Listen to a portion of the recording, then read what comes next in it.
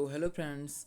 अब हम देखेंगे कि जो धातु होती हैं ये लवड़ों के विलयन के साथ, ठीक है, इनकी अपक्रिया कैसे होती है। ठीक है, तो इसके लिए एक हम क्रियाकलाप करेंगे। ठीक है, तो विजुअल तो हम ही बाद में करते हैं इस क्रियाकलाप को। तो पहले हम इसको क्रियाकलाप को पढ़ लेते हैं। तो इसमें क्या है कि कॉपर का एक स्वस्थ तार एवं आयरन की एक कील लेनी है। ठीक है, कॉपर के तार को प्रणाली में रखें।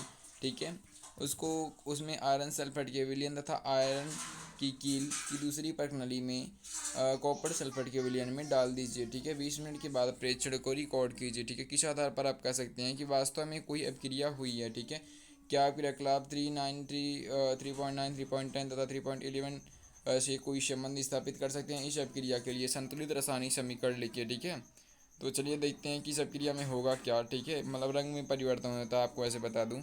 ठीक है, तो ये देखिए, ये रहा परखनली लोहे के लिए कॉपर सल्फेट का विलयन। ठीक है, ये हमारा कॉपर सल्फेट का विलयन है। ठीक है, ये आयरन सल्फेट का विलयन है। ठीक है, तो क्या होगा कि जब हम आयरन सल्फेट में, ठीक है, आयरन सल्फेट में, ठीक है, जब कील डालेंगे, ठीक है, कॉपर का, तो क्या बनाएगा, कॉपर सल्फेट बना लेगा। ठीक है, तो उसका कलर किस रंग का हो जाएगा देखेंगे अभी हम। तो इसमें क्या है कि अभिक्रियाशील धातुएं जो होती हैं अपने से कम अभिक्रियाशील धातुओं को उसकी यौगिकों को विलयन या गलित अवस्था से विस्थापित कर देती हैं। ठीक है, पिछले खंड में हमने देखा कि सभी धातुओं की अभिक्रियाशीलता समान नहीं होती। हमने ऑक्सीजन, जल एवं अम्ल के साथ विभिन्न धातुओं की अभिक्रियाशीलता की जांच की, लेकिन सभी धातुएं अभिकर्मकों के साथ अभिक्रिया नहीं करती। ठीक है, मतलब जो सभी धातुएं होती हैं ये हर अभिकारक जो होते हैं उनके साथ, ठीक है, अभिक्रिया नहीं करती हैं। इसलिए हम सभी धातुओं के नमूने को अभिक्रियाशीलता के अवरोही क्रम में नहीं रख सकते। अपने अध्याय में जो विस्थापन अपक्रिया का अध्ययन किया है वह धातुओं की अभिक्रियाशीलता के आधार, जैसे हमने जो डिस्प्लेसमेंट रिएक्शन पढ़ा था, वो अभिक्रियाशीलता का ही उत्तम प्रमाण प्रस्तुत करता है। इसे समझना बहुत ही आसान सरल है। अगर धातु ए धातु बी को उसके विलयन से विस्थापित कर देती है तो यह धातु जो बी है की उपेक्षा अधिक अभिक्रियाशील है। जैसे धातु मान लीजिए लिए हमने लिया और बी हमारा कोई लवड़ है। ठीक है, तो अब क्या होगा, ए का जो ए का लवड़ विलयन प्लस में धातु बी अलग हो जाएगा। ठीक है, मतलब अधिक जो अपक्रियाशील धातु है कम अपक्रियाशील धातु को उसके यौगिकों से विस्थापित कर देती है। ठीक है, अपने प्रेक्षण के आधार पर कॉपर तथा आयरन में से कौन सी धातु अधिक अपक्रियाशील है। ठीक है, तो अभी हम देखेंगे अपक्रियाशीलता के आधार पर। वैसे जो हमारा कॉपर और हमारा आयरन में से, ठीक है, जो आयरन होता है हमारा अधिक अपक्रियाशील धातु होता है। ठीक है, तो इसमें जो हमारा अगला टॉपिक आता है यह आता है सक्रियता श्रेणी। ठीक है, यानी कि सक्रियता श्रेणी में क्या बताया जाता है, उनके जो हमारी धातुएं होती हैं, ठीक है, जो हमारा तत्व होता है, ठीक है, उसको उनकी क्रियाशीलता के आधार पर रखा जाता है। ठीक है, तो जैसे कि सक्रियता श्रेणी क्या है, वह सूची है। ठीक है, बीच में यहाँ डिफिनेशन भी दे दिया कि सक्रियता श्रेणी वह सूची है जिसमें धातुओं की क्रियाशीलता को अवरोही क्रम में व्यवस्थित किया जाता है। ठीक है, यानी क्या होगा कि उनको अवरोही क्रम, ठीक है, के रूप में व्यवस्थित किया जाता है, असेंडिंग ऑर्डर। ठीक है, विस्थापन के प्रयोग के बाद, ठीक है, क्रियाकलाप 1.11 तथा 3.12 निम्न श्रेणी को विकसित किया गया जिसे सक्रियता श्रेणी कहते हैं। ठीक है, तो सक्रियता श्रेणी वह सूची है जिसमें धातुओं की क्रियाशीलता को आरोही क्रम में व्यवस्थित किया जाता है। ठीक है, जैसे कि ये हमारा है पोटेशियम, ठीक है, सबसे अभिक्रियाशील धातु है। उसके बाद सोडियम उससे कम अभिक्रियाशील धातु है, फिर कैल्शियम, फिर उससे अभिक्रिया कमशील धातु है, जैसे मैग्नीशियम, फिर एल्युमिनियम, फिर जिंक, फिर फेरस मतलब आयरन, फिर पीबी यानी कि लीड, उसके बाद हाइड्रोजन, फिर कॉपर, फिर एसजी, मरकरी, फिर सिल्वर, फिर गोल्ड। ठीक है, ऐसे ही अपक्रियाशीलता के आधार पर सबसे अधिक अपक्रियाशील, फिर यहाँ से जो हमारा शुरू होगा मतलब घटती अपक्रियाशीलता, सबसे कम अपक्रियाशील क्या है, गोल्ड। ठीक है, तो इसको याद करने का ट्रिक भी है। इसको आप याद कर सकते हैं के से काशी, ठीक है, काशीनाथ का माली आलू। ठीक है, इसको आप याद कर सकते हैं, ये हमारी वर्कशीट में भी आया था काशीनाथ का। वैसे मैं आपको बोल दे रहा हूँ काशीनाथ का। ठीक है, के से काशी, एन ए से नाथ, सी ए से काशीनाथ का, एम जी से माली, ए एल से आलू, काशीनाथ का माली आलू। ठीक है, काशीनाथ का माली आलू। जेड एन से क्या हो जाएगा, जरा, एफ ई से फीका, ठीक है, पी बी से पकाता, एस से है। ठीक है, काशीनाथ का माली आलू जरा फीके पकाता है। ठीक है, इसके बाद क्या, सी यू क HG कहो अगर यू, ठीक है, CUHGAGU, ठीक है, ऐसे आप इसको याद कर सकते हैं, ठीक है। उसके बाद यहाँ आप देख सकते हैं आयरन सल्फेट, कोई अभिक्रिया नहीं, विस्थापन कोई अभिक्रिया नहीं, ठीक है, कोई अभिक्रिया नहीं आयरन सल्फेट में, ठीक है। ऐसे ही विस्थापन ये हमारे कुछ दिए गए हैं, ठीक है, ये तो क्वेश्चन है, सॉरी। अब हम देखने वाले हैं अगला हमारा टॉपिक जो शुरू हो रहा है, ये हमारा है कि धातु जो होता है या अधातुएं जो हैं ये कैसे अभिक्रिया करती हैं, ठीक है, वे किस प्रकार अभिक्रिया करती हैं ये हम देखेंगे, ठीक है। धातुएं अधातुएं कैसे अभिक्रिया करती हैं। ऊपर के क्रियाकलाप में हमने कई अभिक्रमों को के साथ धातुओं की अभिक्रिया देखी। धातुएं इस प्रकार की अभिक्रिया क्यों प्रदर्शित करती हैं।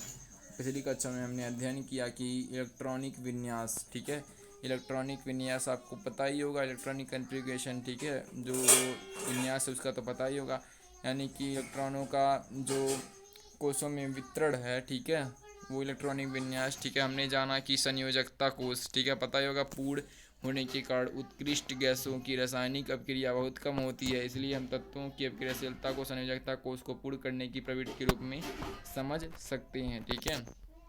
अब उत्कृष्ट गैसों मतलब कुछ धातुओं तथा धातुओं के इलेक्ट्रॉनिक विन्यास पर ध्यान दीजिए। सारणी 3.3 में हम देख सकते हैं कि सोडियम परमाणु के आत्म कोश में केवल एक इलेक्ट्रॉन होता है, ठीक है। अगर हम देखें कि सोडियम जो होता है इसका इलेक्ट्रॉनिक विन्यास क्या होता है, यानी इलेक्ट्रॉनों की संख्या, ठीक है, ये हमारा सोडियम है, ये हमारी, हम एक मिनट हम बना लेते हैं सोडियम का, ठीक है। तो हम ये देख ले सकते हैं आप, ये हमने जो हमारा सोडियम होता है Na होता है, ठीक है, इसमें पहली कक्षा में कितने इलेक्ट्रॉन होते हैं, 2 इलेक्ट्रॉन होते हैं, ठीक है। दूसरी कक्षा में हमारे कितने इलेक्ट्रॉन होते हैं, दूसरी कक्षा में हमारे कितने, पहले में 2 होते हैं, दूसरे में हमारे 8 होते हैं, तीसरे में हमारा 1 होते हैं, ठीक है। ये सोडियम के जो है ये इलेक्ट्रॉनों की संख्या है, ठीक है। तो पहले ऑर्बिट में 2, दूसरे ऑर्बिट में, तीसरे ऑर्बिट में 1, ठीक है। इसको अपनी अष्टक पूरा करने के लिए 7 इलेक्ट्रॉन और मतलब ज़रूरत होती है, ठीक है, जबकि इसके लिए अधिक पावर की आवश्यकता होती है, ठीक है। तो इसमें क्या बताया, तो इनके बाहतन जो हमारी बाहरी ऑर्बिट होती है उसमें केवल 1 इलेक्ट्रॉन होते हैं, ठीक है, बाहरी ऑर्बिट में। यदि हम अपने एम कोष में, ठीक है, एम वाला जो कोष होता है इसी तरफ चलता है ना, एम वाले कोष में 1 इलेक्ट्रॉन को त्याग देते हैं तथा एल कोष में इसका बाहतम कोष बन जाता है जिसमें स्थायी अष्टक उपस्थित है। इस परमाणु के नाभिक में 11 प्रोटॉन होते हैं, ठीक है, कितने होते हैं, 11 प्रोटॉन होते हैं, ठीक है। लेकिन इलेक्ट्रॉनों की संख्या 10 होने के कारण, ठीक है, कितने होने के कारण, 10 होने के कारण, ठीक है, इसमें धन आवेश की अधिकता होती है। यह सोडियम धनायन प्रदान करता है, ठीक है। दूसरी ओर अगर हम क्लोरीन की बात करें, ठीक है, क्लोरीन के आत्म कोष में 7 इलेक्ट्रॉन होते हैं तथा अष्टक पूर्ण होने के लिए इसे 1 इलेक्ट्रॉन की आवश्यकता होती है। यदि सोडियम तथा क्लोरीन अभिक्रिया कर करता है तो, ठीक है, करते हैं तो सोडियम द्वारा त्यागा गया 1 इलेक्ट्रॉन क्लोरीन ग्रहण कर लेता है। 1 इलेक्ट्रॉन ग्रहण करके क्लोरीन परमाणु इसका ऋण आवेश प्राप्त करता है क्योंकि इसके नाभिक में 17 प्रोटॉन होते हैं तथा कि LMM कोश में 18 इलेक्ट्रॉन होते हैं। इसमें क्लोराइड ऋणायन Cl प्राप्त होता है, Cl माइनस प्राप्त होता है, इसलिए दोनों तत्वों के बीच निम्न प्रकार से आदान प्रदान का संबंध स्थापित होता है, ठीक है। तो यहाँ आप देख सकते हैं कुछ जो हमारे तत्व हैं उनके तत्वों के प्रकार दिए गए हैं, तत्व दिए गए हैं, परमाणुओं की संख्या उसमें कितनी होती है, उसके बाद कोषों में इलेक्ट्रॉनों की संख्या कितनी होती है, ठीक है। तो जैसे कि हमारा है उत्कृष्ट गैस कुछ है, जैसे कि हीलियम हो गया, नियॉन हो गया, आर्गन हो गया, कुछ उत्कृष्ट गैस है, ठीक है। परमाणु संख्या इसकी कितनी होती है, 2 होती है हीलियम की, नियॉन की होती है 10, आर्गन की होती है 18, ठीक है। इसमें कितने होते हैं, पहली कक्षा में के वाले में 2 इलेक्ट्रॉन होंगे, फिर इसमें भी के वाले में 2 इलेक्ट्रॉन होंगे, इसमें भी 2 के वाले में 2 इलेक्ट्रॉन होंगे। हीलियम में तो 2 ही होते हैं, फिर हमारा नियॉन में 2, 8 और 1 होते हैं, ठीक है, ठीक है। और इसमें आर्गन में कितने होते हैं, सॉरी, ये हमारा जो नियॉन है इसमें 2, 8 होते हैं, फिर ऐसे आर्गन में 2, 8, 8 होते हैं, ठीक है। ऐसे ये धातुएं हैं कुछ, ये कुछ अधातुएं हैं जैसे नाइट्रोजन, ऑक्सीजन, हमारे फ्लोरीन हो गए, फास्फोरस हो गए, सल्फर हो गया, क्लोरीन हो गया, ठीक है, यहाँ आप देख सकते हैं, ठीक है। उसके बाद हमारा है कि विपरीत आवेश होने के कारण सोडियम तथा क्लोराइड आयन परस्पर आकर्षित होते हैं तथा मजबूत स्थिर वैद्युत बल बदकर सोडियम क्लोराइड के रूप में उपस्थित रहते हैं। ध्यान देने योग्य बात यह है कि सोडियम जो होता है, ठीक है, जो सोडियम हमारा होता है, सोडियम क्लोराइड अणु के रूप में नहीं पाया जाता बल्कि यह विपरीत आयनों का समुच्चय होता है, ठीक है, जो सोडियम हमारा है, ठीक है। उसके बाद है कि देखिए जो सोडियम होता है ये ऐसे कैसे बनता है, ठीक है। ये हमारा एक सोडियम है, इसके इलेक्ट्रॉनों की संख्या 281 फर्स्ट ऑर्बिट में, के वाले ऑर्बिट में 2 हमारा, फिर के एल वाले ऑर्बिट में 8, फिर के एल एम वाले ऑर्बिट में 1, ठीक है। ऐसे एन जो होता है ये प्लस मतलब प्लस इसमें आवेश होता है, ठीक है। ये इलेक्ट्रॉनिक त्यागता है, ठीक है, मतलब जो त्यागेगा वो प्लस होगा, जो लेगा वो माइनस होगा। ऐसे क्लोरीन में 287 होता है, ये एक इलेक्ट्रॉन ग्रहण करता है, ठीक है, तब वो जाकर अपने अष्टक पूरा कर पाता है, ठीक है। तो ये दोनों मिलकर क्या बनाते हैं, सोडियम क्लोराइड, ठीक है, सोडियम क्लोराइड का निर्माण करते हैं, ठीक है। अब एक और आयनिक यौगिक मैग्नीशियम क्लोराइड के निर्माण को चित्र में दर्शाया गया है। ऐसे में Mg है, Mg क्या करता है, Mg क्या करता है, मैग्नीशियम यानी ये 2 इलेक्ट्रॉन, ठीक है, देता है, ठीक है, 2 इलेक्ट्रॉन है, और 2 इलेक्ट्रॉन देगा, जैसे 2 इसका होगा तो 2 8 ही होगा, ठीक है। अब मैग्नीशियम धरान है तो क्लोरीन क्या करेगा, क्लोरीन क्या करता है, इसको 1 इलेक्ट्रॉन की ज़रूरत पड़ती है, ठीक है, तो 1 इलेक्ट्रॉन ये लेता है, ठीक है, तो 288 सोडियम क्लोराइड बनाता है, सॉरी मैग्नीशियम क्लोराइड बनाता है, ठीक है, ऐसे, ठीक है। अब हम देखेंगे, ठीक है, क्या बोला है कि धातु से अधातु में इलेक्ट्रॉनों के स्थानांतरण से बने यौगिकों को आयनिक यौगिक एवं स्थिर वैद्युत संयोजन यौगिक, ठीक है, कहा जाता है। क्या आप NaCl2, ठीक है, MgCl2 या NaCl, ठीक है, में उपस्थित धनायन एवं ऋणायन का नाम बता सकते हैं, ठीक है। तो उसके बाद हम देखते हैं कि आयनिक यौगिकों के गुणधर्म, ठीक है। अब जो आयनिक यौगिक होते हैं उनके कुछ गुणधर्म को देखते हैं हम।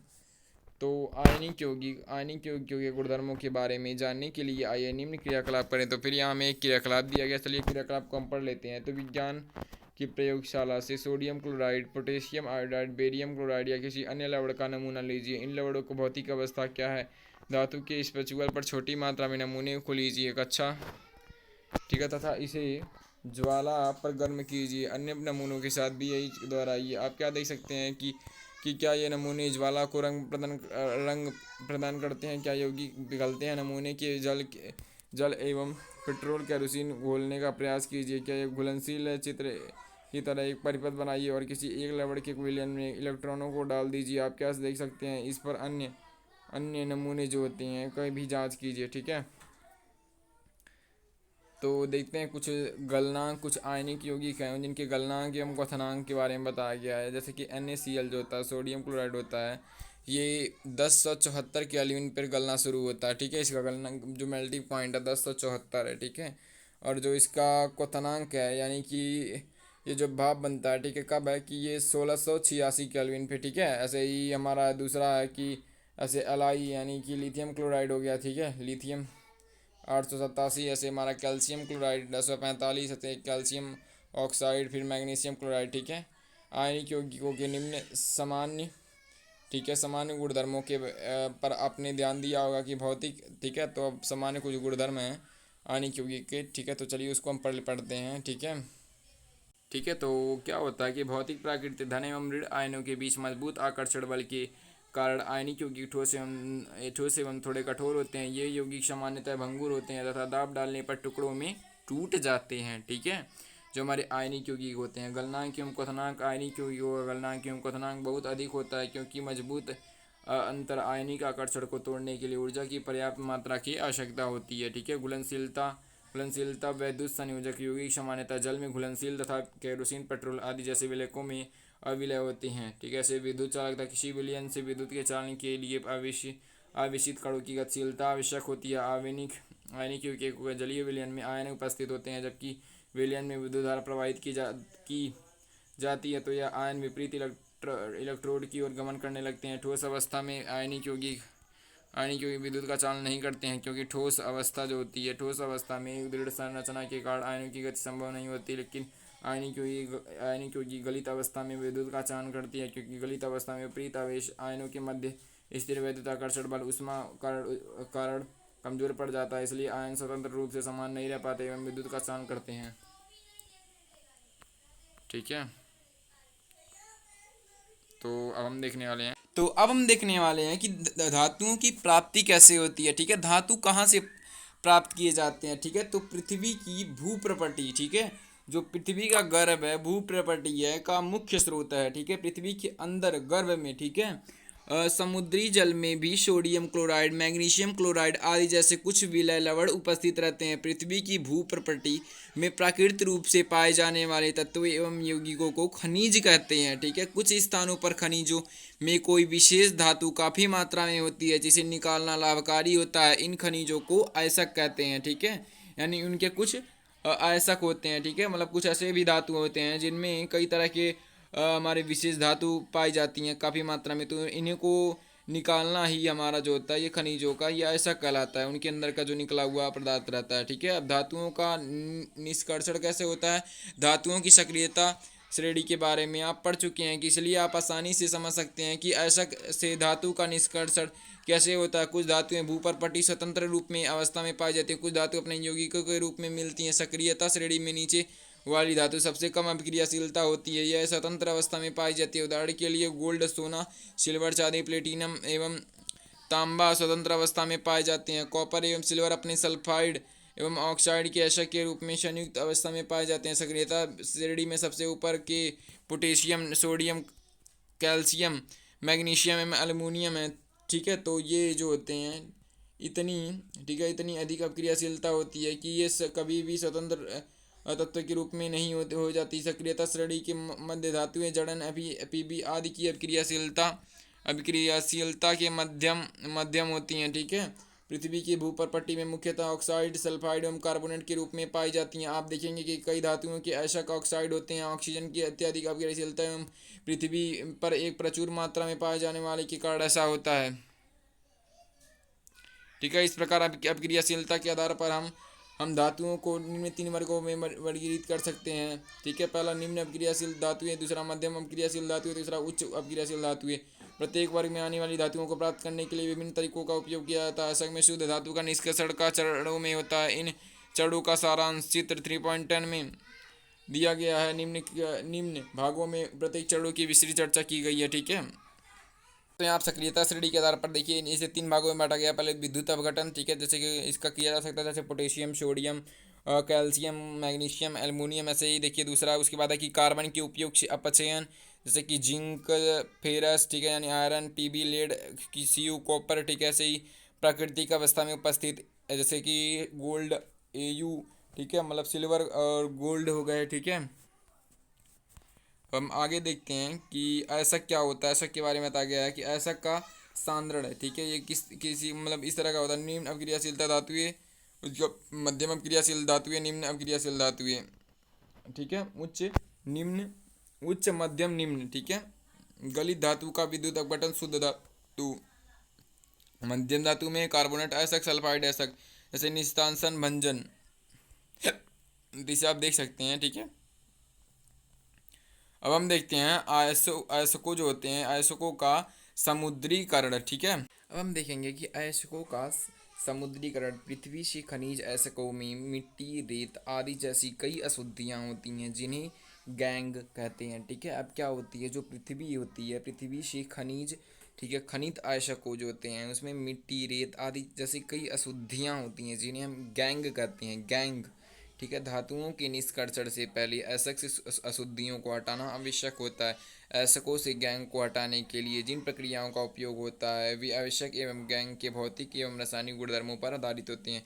इस पृथक्करण के लिए विभिन्न तरीके तकनीकें अपनाई जाती हैं। पहला, सक्रियता श्रेणी। इसमें नीचे आने वाली धातुओं का निष्कर्षण। सक्रियता श्रेणी में नीचे आने वाली धातुओं का काफ़ी अन्य विक्रिय होती हैं। इन धातुओं के ऑक्साइड को केवल गर्म करने पर ही धातु प्राप्त होती है किया जा सकता है। उदाहरण के लिए सिनाबार, HgS मरकरी पारद का एक अयस्क है। ठीक है, ये सिनाबार किसका अयस्क है, HgS का। Hg यानी पारा सल्फाइड, और मरकरी जो पारद का एक अयस्क है। वायु में गर्म करने पर यह सबसे पहले मर्क्यूरिक ऑक्साइड HgO एवं परिवर्तित होता है और अधिक गर्म करने पर मर्क्यूरिक ऑक्साइड मरकरी पारद में अपचयित हो जाता है। ठीक है, तो आप देख सकते हैं इसका वो। ठीक है, इसी प्रकार प्राकृतिक रूप से कॉपर सल्फेट के रूप में, कॉपर सल्फाइड के रूप में उपलब्ध तांबे कॉपर को केवल वायु में गर्म करके इसको अयस्क में अलग किया जा सकता है। ठीक है, अगली वीडियो में हम सक्रियता श्रेणी के मध्य स्थित धातुओं का निष्कर्षण पढ़ेंगे। आई होप आपको ये वीडियो अच्छी लगी होगी। So thank you watching this video. Have a nice day.